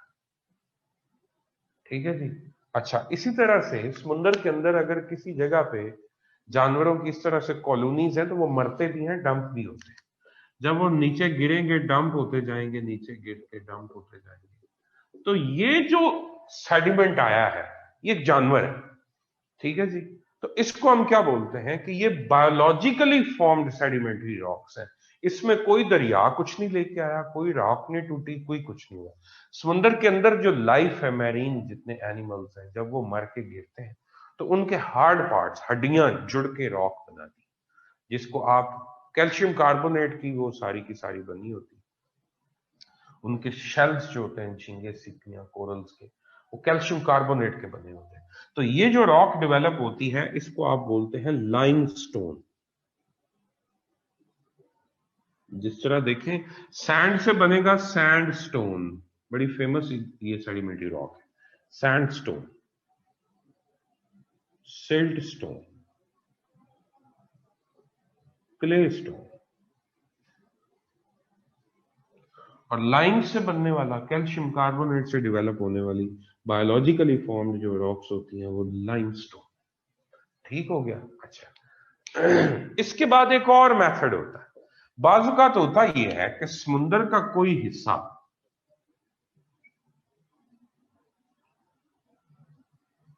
मेन बॉडी ऑफ ओशन से,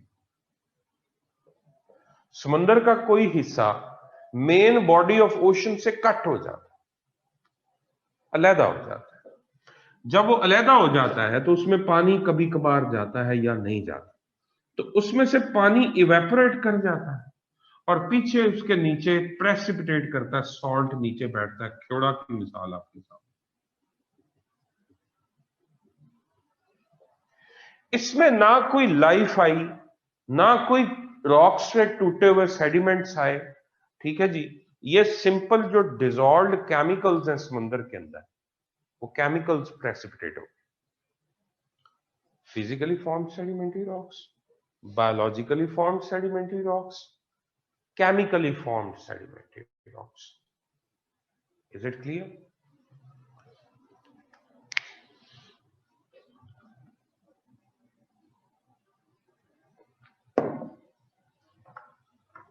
यहां तक समझ आई है कि नहीं? फिर लिखना शुरू करते हैं।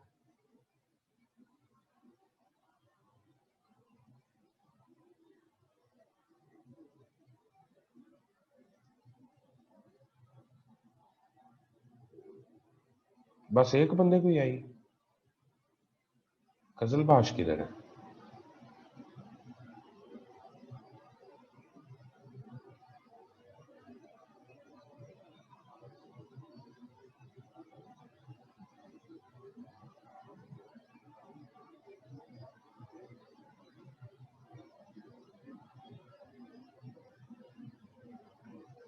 जी नूरुल हुदा, ये सॉफ्ट रॉक्स,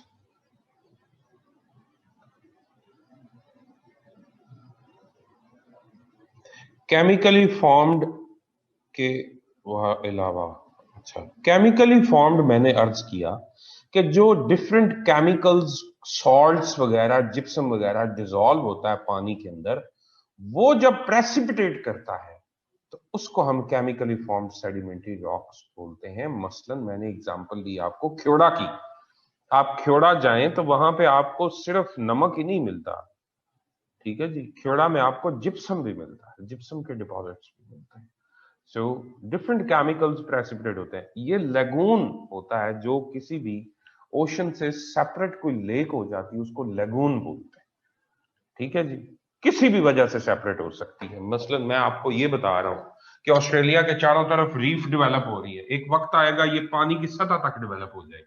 जब डेवलप हो जाएगा, अगर सी लेवल फॉल आ गया तो ये आउट ऑफ वाटर आ जाएगा सारा बैरियर, और ये अंदर सारे का सारा पानी इधर डिपॉजिट हो जाएगा, इधर पानी रह जाएगा। सी, ऑस्ट्रेलिया मेन सी से कट सकता है, सपोज मैं एक मिसाल दे रहा हूं। इसी तरह कई आइलैंड्स कट जाते हैं, ठीक है जी, लगून्स बनते हैं, मेन बॉडी ऑफ ओशन से सेपरेटेड एरियाज डेवलप हो जाते हैं, ठीक है जी। तो इसके अंदर जो पानी वो आहिस्ता आहिस्ता इवेपोरेट कर जाएगा और यहाँ पे सॉल्ट एंड जिप्सम डिपॉजिट होना शुरू हो जाएगा। प्लेट टेक्टोनिक हो सकती है, प्लेट टेक्टोनिक्स की वजह से कोई प्लेट टूट के ऊपर आ सकती है, ठीक है जी, और उसकी वजह से, नहीं आपके ये काम का सर्कल नहीं, आप छोड़ दें इसको महक। और कौन सा सर्कल है इसकी बात करना?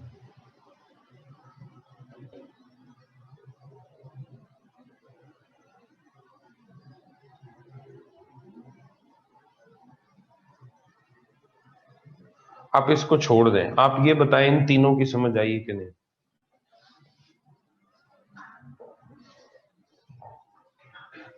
फिजिकली फॉर्म्ड यानी रिवर्स जो अपने साथ लेके आते हैं, बस ठीक है। लाइमस्टोन यानी बायोलॉजिकल लाइफ से बनने वाली रॉक्स, लगून्स के अंदर यानी कि केमिकली बनने वाली rocks. Is it okay? Salt, यार सॉल्ट इसकी एग्जांपल है, घंटे से बोल रहा हूं कि जैसे नमक डिपॉजिट हो जाता है, जिप्सम डिपॉजिट होता है, ठीक है जी। ख्योड़ा मिसाल दे रहा हूं। आपका नेट नहीं आ रहा है, क्या प्रॉब्लम? कि लिख दूं सॉल्ट? ओके हो गया?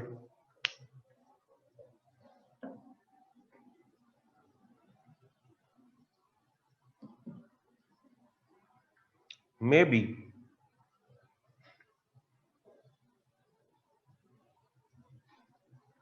ब्लू लगून कोई इधर है, डिफरेंट लगून्स हैं वैसे तो दुनिया में, कोई इस तरह नाम नहीं है उनके, ये एक बहुत छोटा सा फीचर, लेकिन ये है कि इस तरह लगून के नाम से यहाँ पे तो रेस्टोरेंट्स,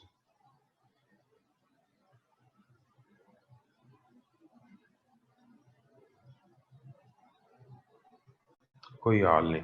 नूरुल हुदा, फिजिकली से मुराद है कि ये जो रॉक्स हैं यहां से टूट के आने वाले सेडिमेंट, इसके अंदर रॉक्स के छोटे छोटे जो डेब्रीज होती हैं, रेत मट्टी हल, वो है। ठीक है जी, इसके अंदर लाइफ आती है, बायोलॉजिकल रिमेन्स आते हैं, फॉसिल्स आते हैं, लेकिन वो कोई उसी से मिलके बनने वाली ये रॉक नहीं है। मेन कंटेंट जो है वो ये चीजें होती है, रेत मट्टी और बाल। ओके हो गया।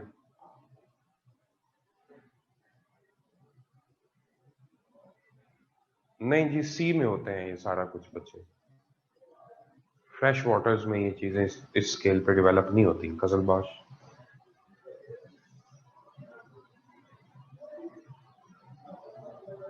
ओके हो गया। नूरुल हुदा, इज इट क्लियर?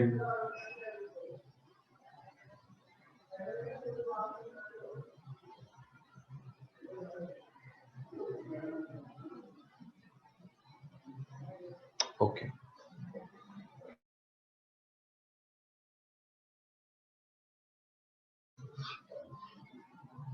एक चीज और समझ लो, जब रॉक्स इस तरह से डेवलप हो रही होती हैं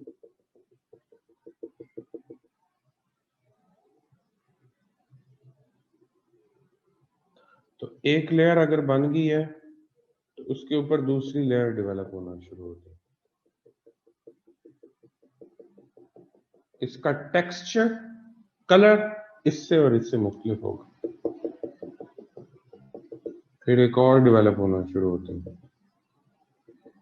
अच्छा, अब सवाल क्या है? सवाल ये आपने पूछा नहीं कि सर ये लूज सेडिमेंट्स हार्ड रॉक में कैसे कन्वर्ट हो जाते? दो प्रोसेसेस हैं, एक है कंपैक्शन। कंपैक्शन होती है जब ऊपर मटेरियल ऐड होता जाएगा, यानी आप सड़क पर मिट्टी डाल के ऊपर रोलर चलाते हैं और उससे भी कंपैक्शन का काम ले रहे होते हैं उसको हार्ड करने के। कंपैक्शन से हार्डनेस आती है। नंबर टू, सीमेंटेशन से आती है। सीमेंटेशन, सीमेंट यहाँ पे कौन सी चीज है? यहाँ पे मुराद, सीमेंट से मुराद है यहाँ पे मोस्टली रॉक्स कंपैक्शन से, और सीमेंट के तौर पे यहाँ पे काम कर रहे होते हैं CaCO3, कैल्शियम कार्बोनेट। यानी जानवरों के डिफरेंट माइक्रो लेवल पे भी छोटे छोटे, बहुत छोटे छोटे जो उनके शेल्स होते हैं वो कैल्शियम कार्बोनेट के बने होते हैं, और कैल्शियम कार्बोनेट स्टिकिंग पार्ट्स रखता है। बादशाही मस्जिद की सारी ईंटें चूने से जुड़ी हुई हैं, लाइम से जुड़ी हुई हैं। ठीक है, उस वक्त ये वाला सीमेंट नहीं उसमें लगा हुआ। सो ये इन सेडिमेंट्स को आपस में जोड़ता है। ये जो सारा प्रोसेस है रॉक्स की कंपैक्शन का या सीमेंटेशन का, जिससे वो हार्ड फॉर्म में आती है, इसको बोलते हैं lithification.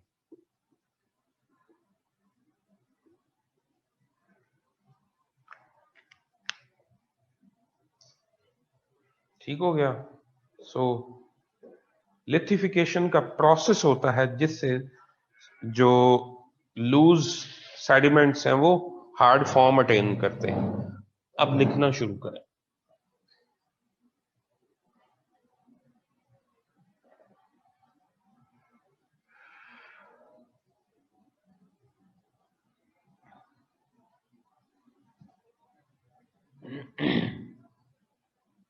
Sedimentary rocks are formed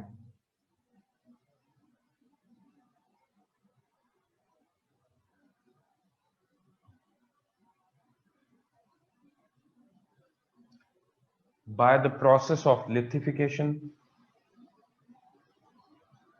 अगर तो लिख लिया है, सारा कुछ ऐड कर लिया तो मोर डन है। वही पॉइंट्स हैं ऑपोजिट।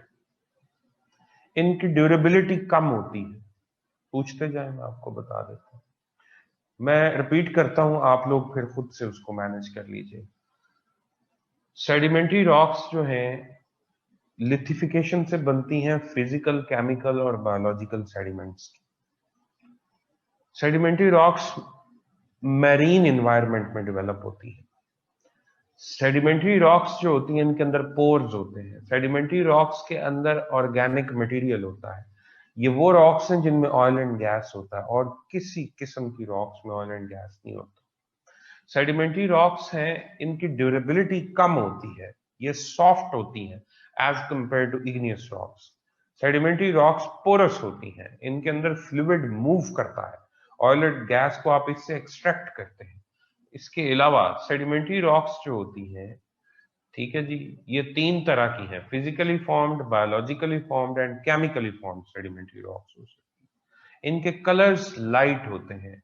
सेडिमेंट्री रॉक्स जो पाकिस्तान में सॉल्ट रेंज का एरिया, हिमालयाज रीजन यानी पाकिस्तान का नॉर्थ, पाकिस्तान में सेडिमेंट्री रॉक्स बहुत ज्यादा है, ठीक है जी, सारा सॉल्ट रेंज और हिमालय सारा सेडिमेंट्री रॉक्स। अच्छा, सेडिमेंट्री रॉक्स जो हैं इनके अंदर आपको मेटल डिपॉजिट्स नहीं मिलते।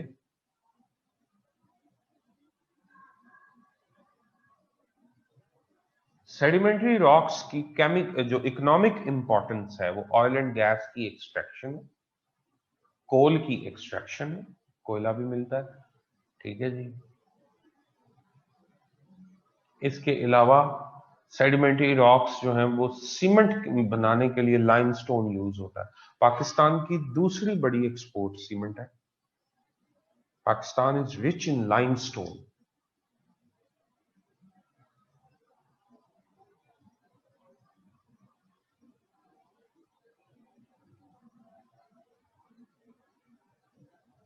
ओके हो गया।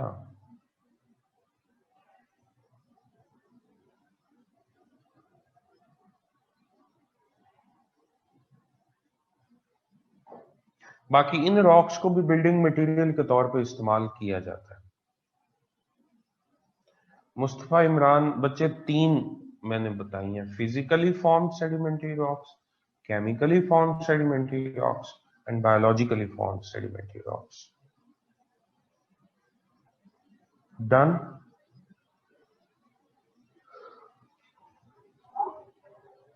एग्जाम्पल्स: सैंडस्टोन, लाइमस्टोन,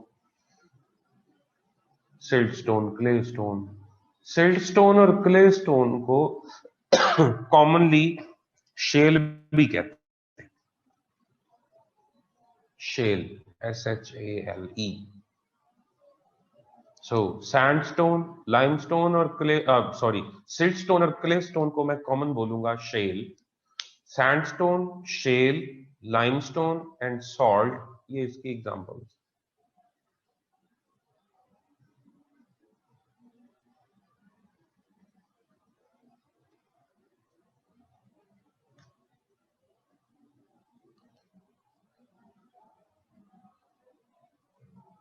ओके हो गया।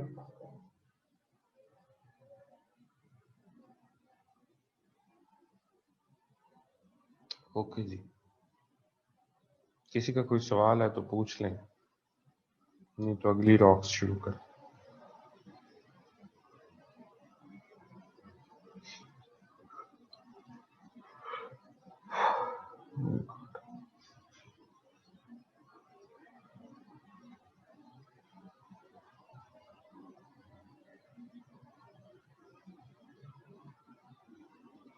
जी, इनका रेट ऑफ वेदरिंग फास्ट होता है।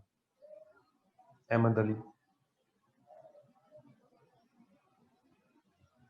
मुस्तफा, बनाना चाहो तो बेशक बना लो, ना भी बनाना चाहो तो ये कोई इतनी इंपॉर्टेंट, ये आपको समझाने के लिए मैंने ड्रॉ की है। ओके। अच्छा जी, उसके बाद है मेटामॉर्फिक रॉक्स।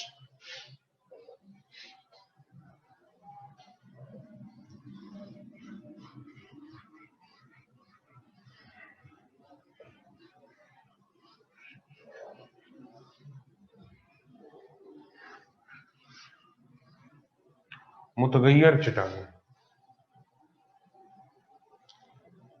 काफका वाली से मतलब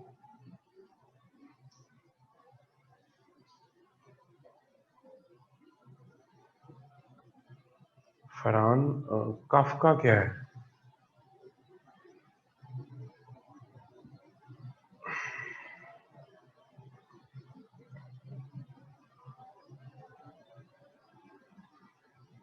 हाँ, मेटामॉर्फोसिस।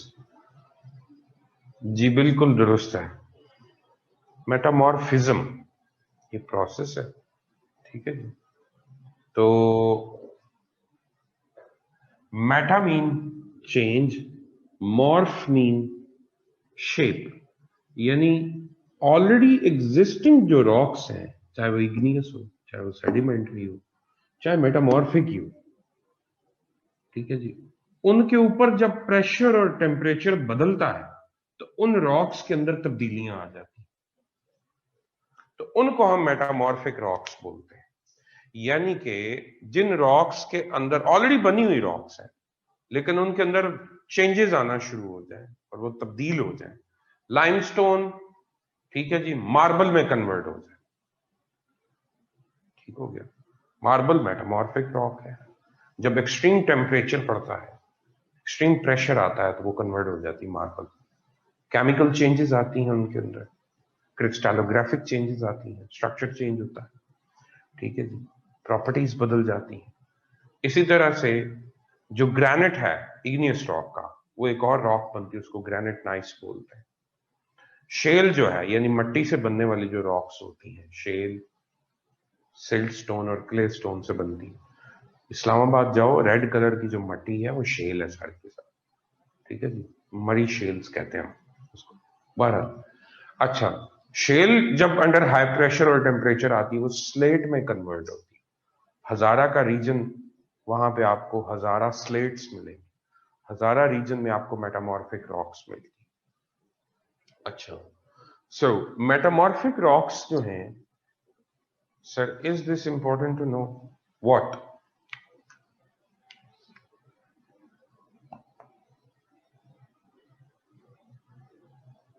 जी जी बिल्कुल, मैं ये भारत में ये लिखवा दूंगा। सो मेटामॉर्फिक रॉक्स को अगर मैं डिफाइन करूं तो metamorphic rocks are formed by metamorphism, यानी process of change, by the metamorphism of already existing igneous, sedimentary and even metamorphic rocks. Metamorphic rocks further metamorphose हो सकती है। चेक करें, वीडियो स्टक हुई हुई है अभी।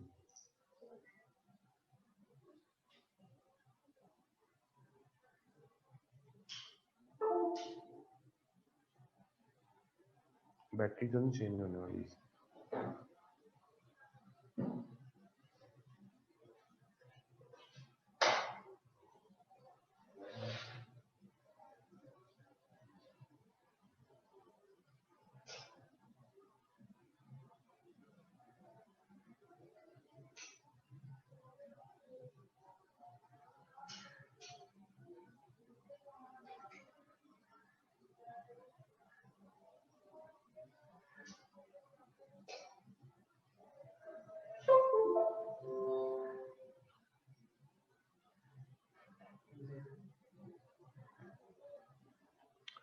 अच्छा कजलबाश, मैं फिर से रिपीट कर रहा हूं। Metamorphic rocks are formed by the metamorphism of already existing igneous, sedimentary और इवन मेटामॉर्फिक रॉक्स। यानी मेटामॉर्फिक रॉक्स जो ऑलरेडी तब्दील हुई हैं वो फिर से तब्दील हो सकती है। ठीक हो गया जी। So is it clear now? और तब्दील करने के दो ही पैरामीटर्स हैं, या प्रेशर बहुत ज्यादा पड़े या टेम्परेचर बढ़े या दोनों। ठीक हो गया। अच्छा, यानी by the change of temperature and by the change of pressure जो ऑलरेडी एग्जिस्टिंग रॉक्स हैं उनके अंदर तब्दीलियां आती हैं।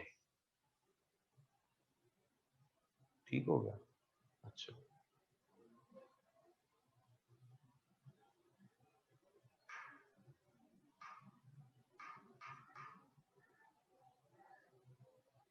ओके जी। अब एक और चीज नोट करें,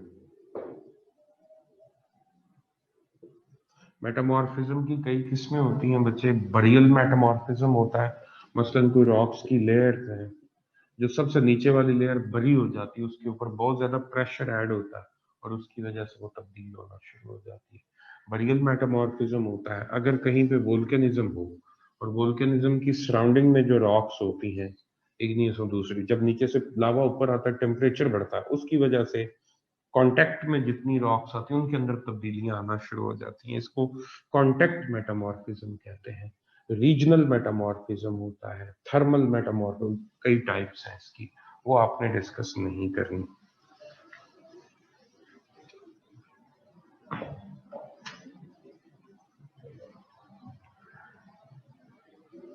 अगर किसी जगह पे कोई रॉक है और उसके ऊपर प्रेशर इस तरह से लग रहा है, तो उसके अंदर पहले इस तरह होते हैं मिनरल्स होता है। जब प्रेशर आता है तो फिर यही सारे मिनरल्स, एक दफा वो रॉक पार्शली मेल्ट होती है और जब रीसॉलिडिफाई होती है तो ये सारे मिनरल्स अलाइन हो जाते हैं।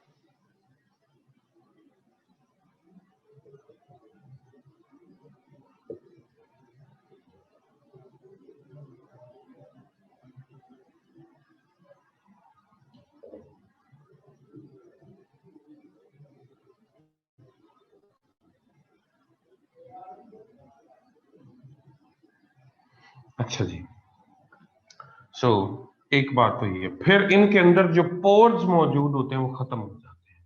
एक बात और ध्यान में रखें, एक तो मिनरल्स की अलाइनमेंट हो जाती है along the direction of pressure, number one. Number two, इसके अंदर मौजूद जो पोर्स होते हैं वो जब मेल्ट होके रीसॉलिडिफाई होती हैं ड्यू टू हाई टेम्परेचर, तो वो खत्म हो सकते हैं। इसके अंदर मौजूद ऑर्गेनिक मटेरियल जो होता है, ऑयल एंड गैस और ये सारा कुछ, वो बर्न हो जाता है, ओवर कुक्ड हो जाता है, वो खत्म हो सकता है। इसके अलावा फॉसिल्स वगैरह बर्न हो जाते हैं, वो खत्म हो जाते हैं। सो मेटामॉर्फिक रॉक्स जो होती है, पहले मैंने आपको इनकी डेफिनेशन बता दी है। दूसरा, मेटामॉर्फिक रॉक्स, अब इनके पॉइंट्स लिखे, मैं लिखवाता हूं।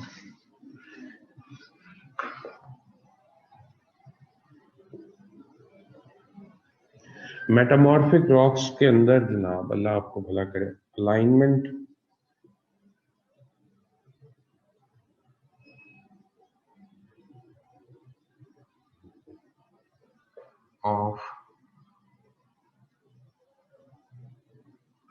ऑफ मिनरल्स, और इसको हम कहते हैं क्लीवेज। क्लीवेजेस डेवलप होती है। So you're referring here to high pressure change that causes alignment of minerals. जी बिल्कुल, along with high temperatures, ये दोनों मिलके ये सारा कुछ करवाते हैं। इनके अंदर जब पार्शली मेल्टिंग होती है और उसके बाद दोबारा से फ्रीज होती है, टाइप्स ऑफ मेटामॉर्फिज्म आपका लेना देना नहीं है उससे, लिख लो।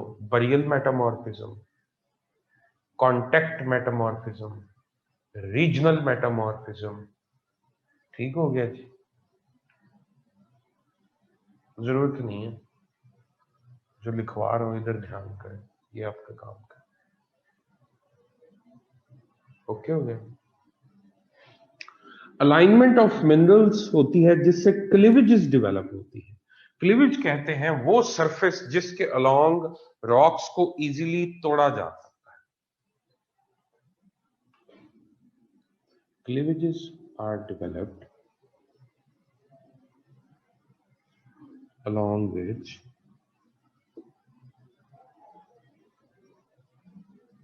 rocks can be easily broken। Rocks को उन अलाइनमेंट्स के अलोंग इजीली तोड़ा जा सकता है। दूसरी तरफ से हथौड़े भी मारते रहोगे तो नहीं टूटेगी इतनी जल्दी। ठीक हो गया। अच्छा, मेटामॉर्फिक रॉक्स जो होती हैं no oil and gas, no fossils, no porosity,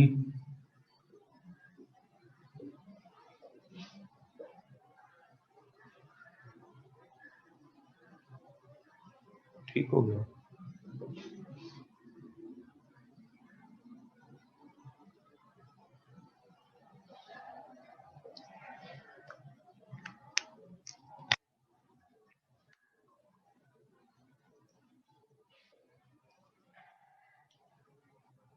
इस टेम्परेचर और प्रेशर के बढ़ने की वजह से इनके अंदर जेम स्टोन्स डेवलप होते हैं, जो प्रीशियस स्टोन्स होते हैं, ऑर्नामेंट्स के तौर पे इस्तेमाल होते हैं, ज्वेलरी में इस्तेमाल होते हैं। Metamorphic rocks are rich in gemstones.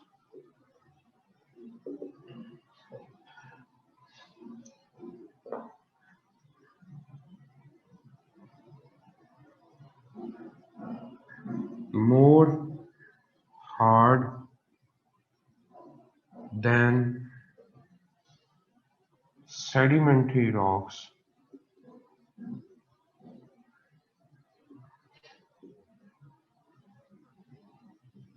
but less than igneous rocks. ठीक है, ड्यूरेबल है ये भी रॉक्स,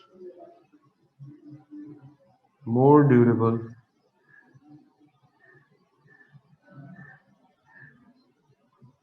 than sedimentary rocks.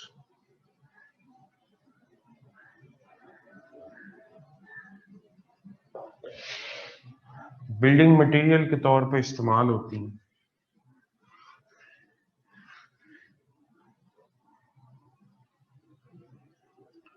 मसलन मार्बल बहुत इस्तेमाल होता है।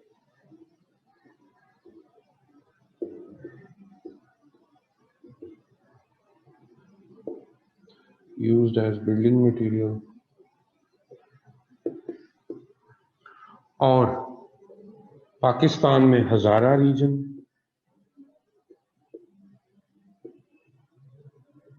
जीबी गिलगित बल्तिस्तान रीजन, यहाँ पे आपको ये मिलती हैं। और भी हैं लेकिन ये दो रीजन हैं फेमस। एग्जाम्पल्स, शेल कन्वर्ट होती है स्लेट में,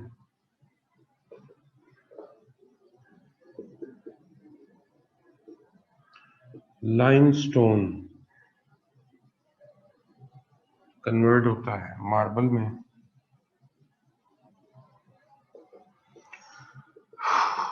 और ग्रेनाइट कन्वर्ट होता है ग्रेनाइट नाइस में।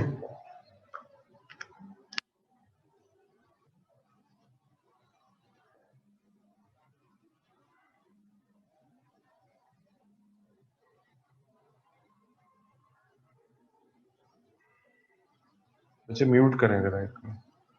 हेलो जी सर, वाले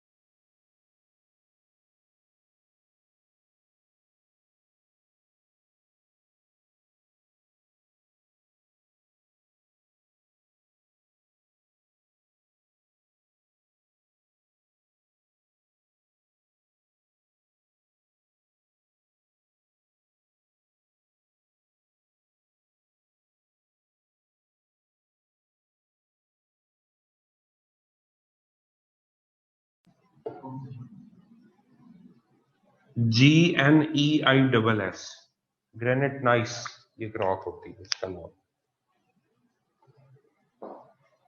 ठीक हो गया, ओके जी।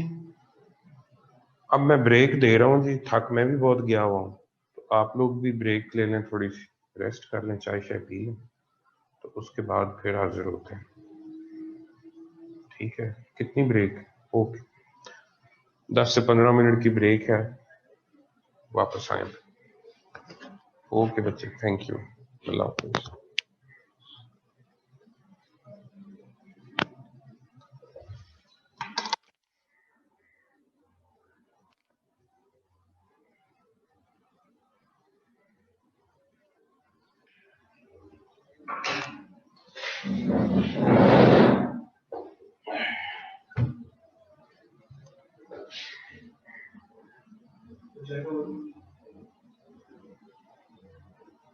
चाय पड़ी हुई है, कुछ भी मंगवा लें, क्या कुछ मिल सकता है?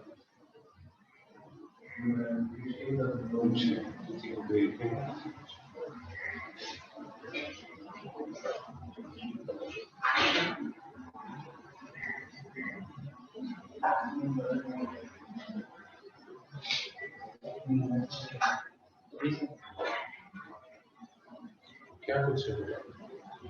क्या कुछ